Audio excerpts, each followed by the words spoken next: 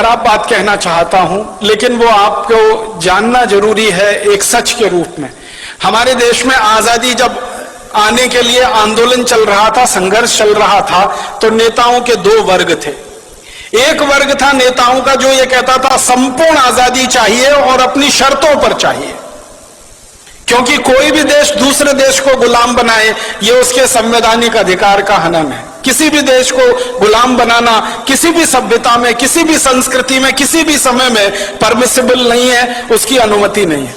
तो एक वर्ग था देश में नेताओं का, जिनमें लाला लाजपत राय, विपिन चंद्र पाल, लोकमान्य बाल गंगाधर तिलक, अरविंदो घोष, भगत सिंह, ऊधम सिंह, चंद्रशेखर आजाद, सुभाष चंद्र बोस, अशफाक उल्लाह, राम प्रसाद बिस्मिल, ये सब क्रांतिकारियों की एक लंबी सूची है जो ये मानते थे कि आजादी चाहिए, स्वतंत्रता चाहिए और हमारी शर्तों पर चाहिए, अंग्रेजों की शर्तों पर नहीं। लेकिन इसी देश में एक दूसरा वर्ग था नेताओं का जो ये कहता था कि ना आजादी चाहिए ना स्वतंत्रता चाहिए, हमको तो अंग्रेजों की साठगांठ करके सरकार चाहिए। ना आजादी चाहिए ना स्वतंत्रता चाहिए, अंग्रेजों के साथ कुछ दोस्ती हो जाए, एक खराब शब्द है, कोलिशन बन जाए अंग्रेजों के साथ, गवर्नमेंट हो जाए हमारी।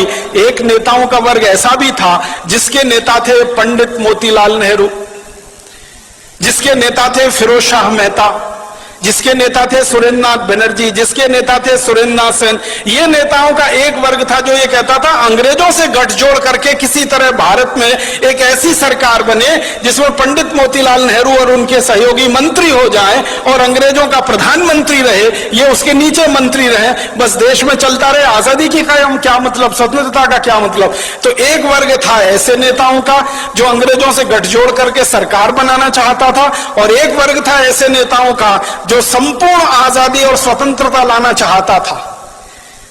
दुर्भाग्य क्या हुआ, जब यह देश आजाद हुआ तो जिस नेता के हाथ में यह कमान गई या जिन नेताओं के समूहों के हाथ में देश की आजादी की कमान गई, वो वही थे जो अंग्रेजों के साथ मिलकर किसी तरह देश में सत्ता और गठजोड़ करना चाहते थे। तो मानसिकता अंग्रेजियत वाली थी। तो आजादी मिलते ही उन्होंने देश में वो कुछ भी नहीं किया जो होना चाहिए था आजादी के तुरंत बाद। हमारी भाषा विदेशी हो गई क्योंकि हम गुलाम थे।